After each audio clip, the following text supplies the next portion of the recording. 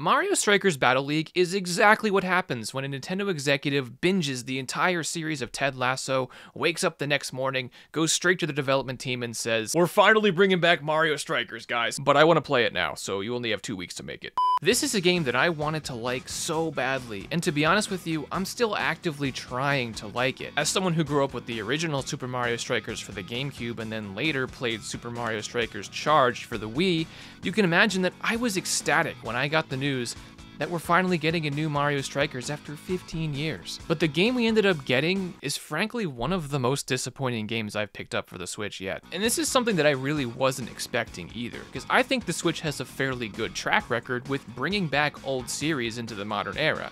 Even Mario's other sports titles like Mario Tennis and Mario Golf for the Switch have been pretty solid in my opinion. Mario Tennis Aces, no matter how you feel about that game, was a huge bounce back after what we got with Mario Tennis Ultra Smash on the Wii U. And Mario Golf Super Rush is a game that I still play with my friends over a year after its initial release. But Mario Strikers Battle League?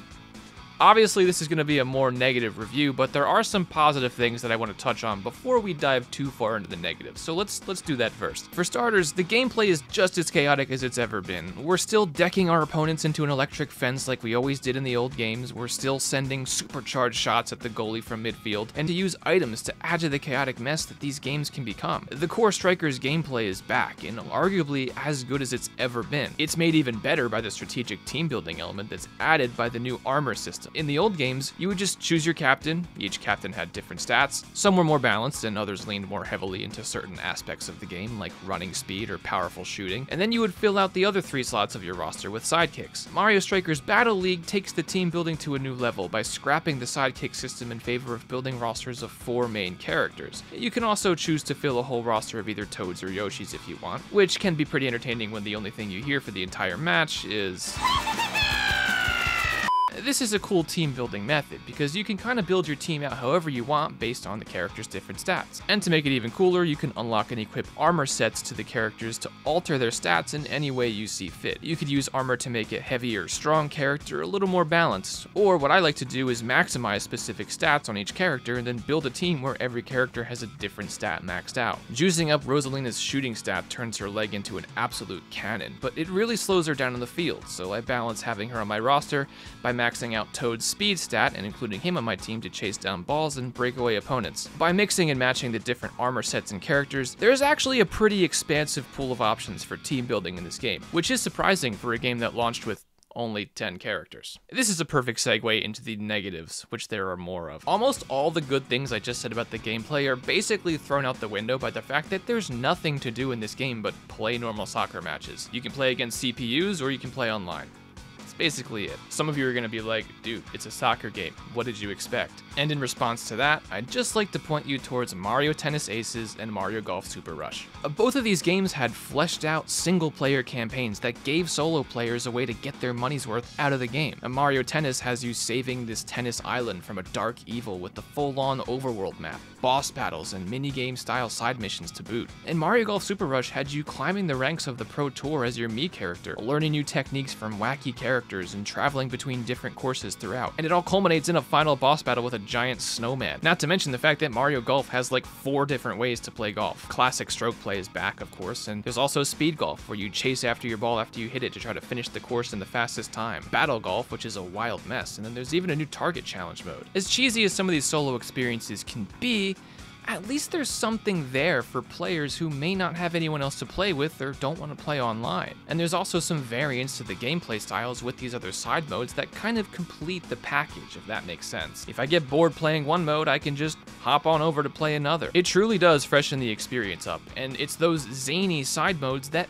make Mario sports games unique from the more mainline sports franchises. Mario Strikers Battle League doesn't have any of that. The only real solo option is to play in these different cups, each one pitting you against teams that are built around a specific stat, which sounds cool on paper, but honestly, it just felt more like a repetitive rinse and repeat of constant soccer matches. There were no special story cutscenes attached to the cups, just straight up consecutive soccer matches. I think they easily could have added some sort of story element to the cup mode, even if it just means adding a few cutscenes, or maybe even running around the stadium or locker room like you can run around in the courses in Mario Golf Super Rush's story. It doesn't even take that long to complete these cups either. I finished all 6 of them in about 3 hours of of playtime. And once you finish all 6 cups, guess what you unlock?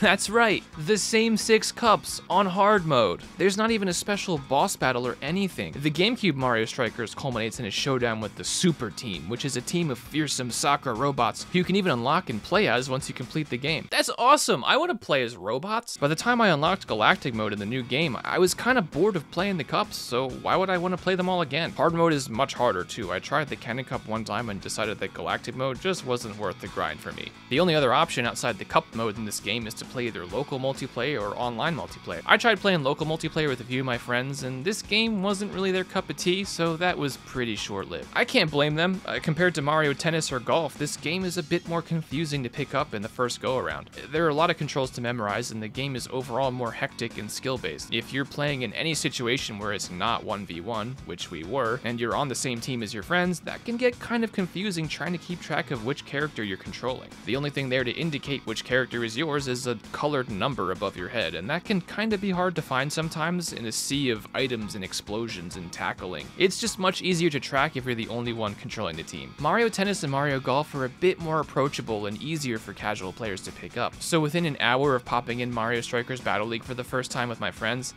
we already found ourselves teeing off in Mario Golf Super Rush again. The online mode seems to be a major focus of this game, as they have a constant season system going with rankings and in-game coin rewards, but people don't always want to play online, especially not the crowd that plays Nintendo games. Nintendo is almost always good for a solid local experience, even in the games that have strong online modes, like Mario Kart 8 Deluxe. But due to the lack of local content, it really feels like Mario Strikers Battle League is banking on their online mode a little too much here. That makes sense for other games like Call of Duty, which is a game I buy specifically to play online, but I buy Mario games so that I can take a break from the more competitive online scene and spend some time in a more cheesy, fantastical world, not to rip my hair out as I get my ass kicked by some 12-year-old phenoms. Of course, I do think online mode is necessary for a game like this. I just don't think it should be the only option in the game. And because of this lack of game modes in Mario Strikers Battle League, Switch Sports literally has more ways to play soccer than this dedicated soccer game does.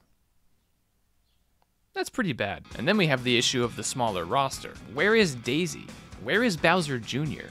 Where is Roy Kent? I know that there's supposed to be free DLC added later like there was with the other Mario Sports games, and that'll be cool, but those games both launched with fairly decent amounts of content to begin with. Even the base games of Mario Tennis Aces and Mario Golf Super Rush put this launch version to shame. If the rest of this game had a bit more to offer, then maybe the roster wouldn't be as much of an issue. But the fact that it's lacking game modes as well just makes the small roster feel that much worse. And not only is there a lack of characters, but there's also a lack of stadiums. What are there, 5 or 6 in this game?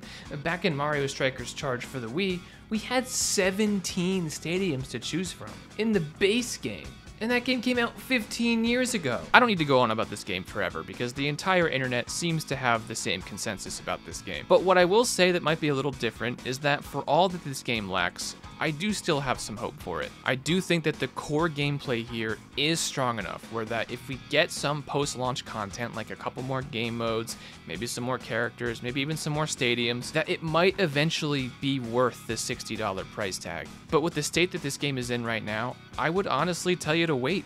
If you're on the fence about buying this game, just don't do it yet. If you're someone who grew up with Mario Strikers like I did, or if you're someone who just loves soccer and Mario Strikers is really the only Nintendo Switch game that speaks to your soul, then maybe it's worth picking up for you. It's not like there isn't any fun to be had here, but for that more casual crowd who might be on the fence, I would say it's definitely safe to sit this one out on the sidelines while we wait for more updates. For me, there is one thing that could fully redeem this game, and that would be adding the Super Team as free DLC. Come on. That would make this game an automatic 10 out of 10. I just want to play as robots, okay?